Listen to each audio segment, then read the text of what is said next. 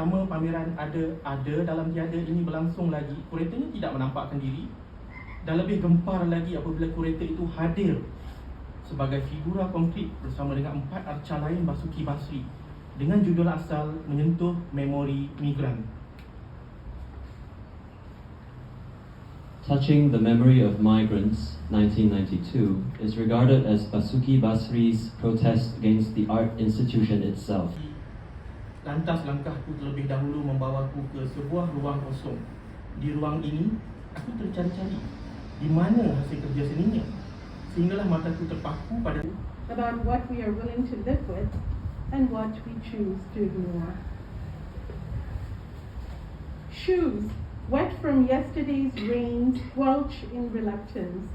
The teenager trips downstairs, black hair, black man-u shirt, black shorts. Woohoo, he sings. Let's go, doodlums. His voice full of a Shanghai adventure. I am not celebration for the Hungry Ghost Festival. So they just got off the bus and they're just milling around with the other villagers in front of the stage. 2 ladies, Ailey and Apol. Ailey thought of what people said about hungry ghosts, about their huge bellies and skinny necks, their tiny mouths with fiery embers that burn everything they ate to ash. Their big empty stomachs would drive them mad with hunger, and nothing they put in their tiny mouths would ever be tasted, let alone satiate their hunger. That if you want to know more about what humanism or anti-humanism is, please talk to Dano Chow. He's the one with the masters in philosophy, okay? Alright, so here goes. This is a small story. It still has a very, very human protagonist named Ghani. And Ghani appears in several of my stories, including my first book, Ripples, right? So here goes. And these 4 words are often heard in a phrase that is hurled at usually Indian women. உனக்கு வெக்கமான சூடு சொல்றாங்க இல்லையா? Do you not have any heat, honor, shame, or feel? And all it means is, do you not have this feeling of shame that you should carry with you for being you?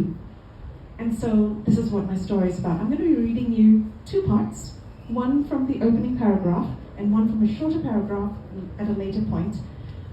And here we go.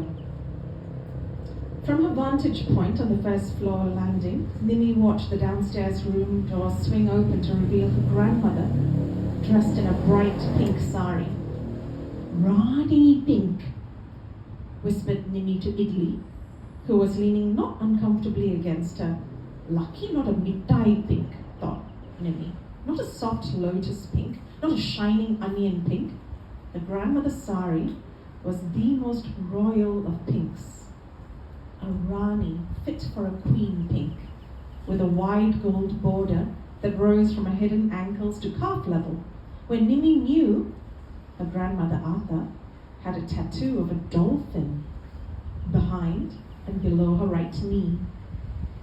As her grandmother took a step forward, a flash of white from under the hem of her sari caught Nimi's eye. Artha forgot to match her pavada, muttered Nimi out of the side of her mouth, and Idli responded with a prawny yawn. Nimi wrinkled her nose and remembered she had missed out on brushing Idli's teeth the previous night. She would do so tonight if everything was normal again, she told herself. 2 women stood on either side of her grandmother with their hands clasped just above her bangled wrists, which caused Nimi's eyes to widen, not at the sight of Auntie Rupa, whom Nimi had not seen for a very long time, which was a good thing, as far as she was concerned. Auntie Rupa turned up a squashed nose at everything Nimi said, and always cut her off mid-sentence. Not seeing Auntie Rupa was always a good thing for all intents and purposes, as Allah would say.